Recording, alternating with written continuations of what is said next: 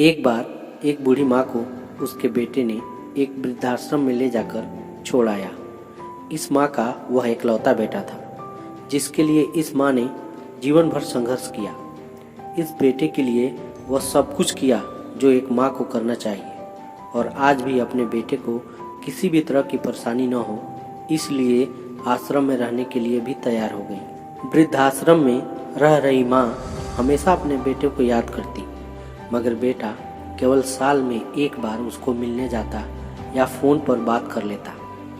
कई साल बीत गए। वृद्धाश्रम से बेटे को एक दिन फ़ोन आया। उन्होंने कहा, बेटा जल्दी से आश्रम में आकर अपनी माँ से मिल लो, वो बहुत सीरियस है। बेटा जब अपनी बीमार माँ के पास पहुँचा तब वह अपनी आखिरी सांसें गिन रही थी।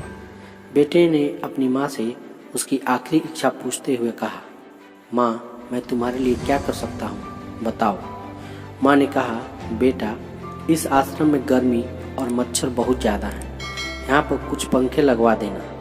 फ्रिज न होने की वजह से यहाँ पर हम बूढ़ों को कई बार भूखे पेट ही सोना पड़ता है, क्योंकि किसी का दिया हुआ खाना खराब होने से नहीं बचा पाते। तो इस आश्रम के लिए एक दो फ्रिज खरीद कर दे देना।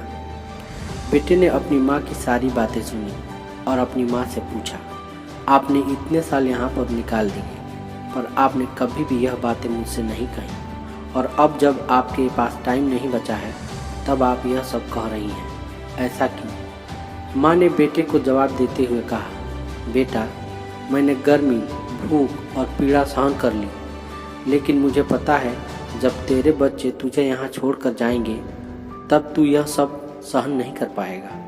इसलिए तेरी सुविधा के लिए मैं तुझे यह सब लगाने के लिए कह रही हूँ। यह सब सुनने के बाद उसके मन में सिर्फ पछतावा था, क्योंकि अब समय निकल चुका था जो कभी लौट कर नहीं आने वाला। दोस्तों, उस माँ की आखिरी लाइनें किसी भी बेटा या बेटी की आंखें खोलने में सक्षम है।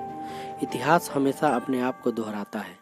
अगर आप चाहते हैं कि आपके साथ अच्छा व्यवहार हो तो आपको भी दूसरों के साथ वैसा ही व्यवहार करना पड़ेगा।